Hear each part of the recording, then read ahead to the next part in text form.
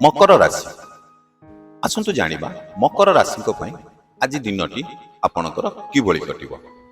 आज आपणकु जेकोसी कार्य में सफलता हासिल होब, परिवार रे आपणकर शांतिर परिवेश देखादब, व्यवसाय रे नुआ लाभ हेबार संभावना रही। आज आपणक प्रेम जीवन रे सुख अनुभव करिवे, आर्थिक स्थिति आपणकर सुनिश्चित रहिबो, समाज रे सम्मान बढ़िबो। आज आपणकर स्वास्थ्य क्षेत्र रे मध्य सुधार आसिबो। जदि आपण जेकोसी दूर स्थान को यात्रा करूछंती ताले यात्रा आपणकर सुखद रहिबो। शुभ समय होउची आपणक पई 3:30 रु 4:30। शुभ रंग होउची आपणक पई कला।